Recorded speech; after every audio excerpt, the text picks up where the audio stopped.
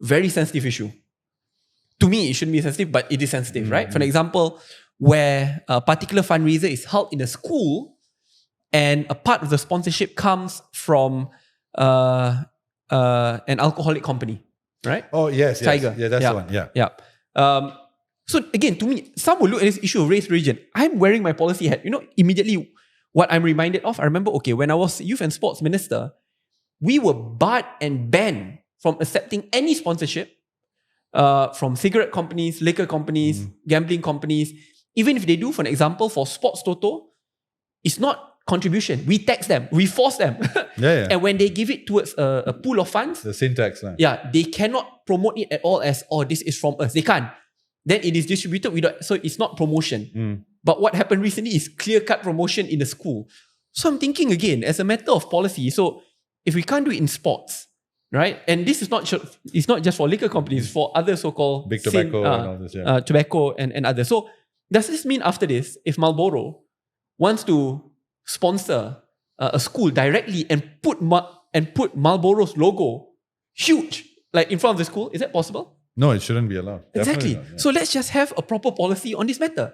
Let's say if they want to contribute through a consolidated fund without having their logo or anything, there are precedents where that could be done. So to me, it is a policy issue. Yeah. But today, have you seen, now it is a racial issue, including those in government, right? So to me, I mean, I start to realize that maybe I'm living my own bubble thinking that, not everyone will look.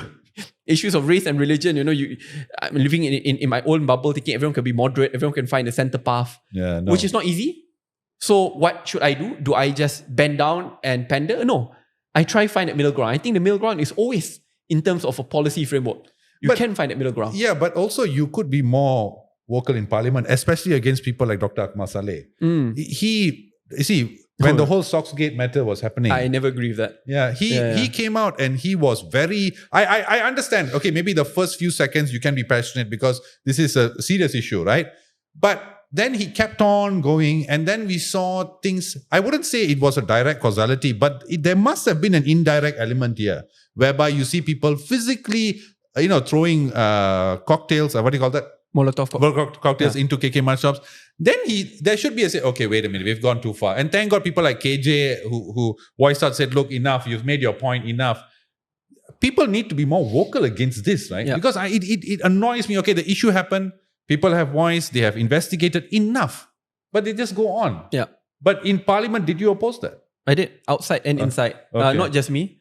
It was a party stance as well. Okay. Because as you know, today I'm just a member. Yes. No significance at all. Young Setia.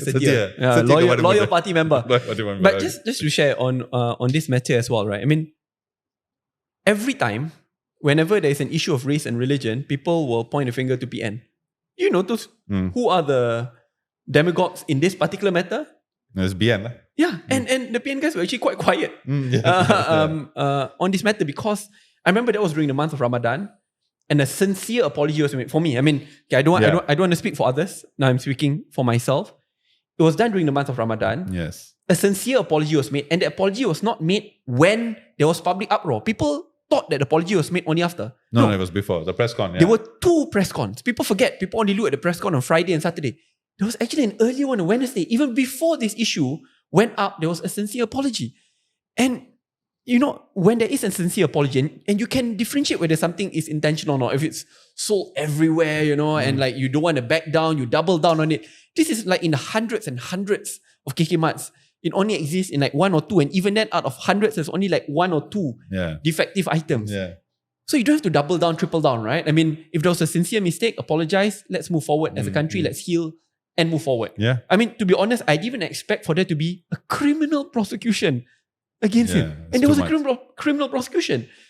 So to me, I mean, it's gone wrong on both ways, right? I mean, 1 is politics, but 2, when you put someone and a family to criminal prosecution, what more when a company is about to go through public listing? Yes. What message are you sending to the business community and towards the multiracial agenda of Malaysia? So on this issue, I think, and plus there are many other issues. But just one more point is that a large portion of their workforce are actually Malay.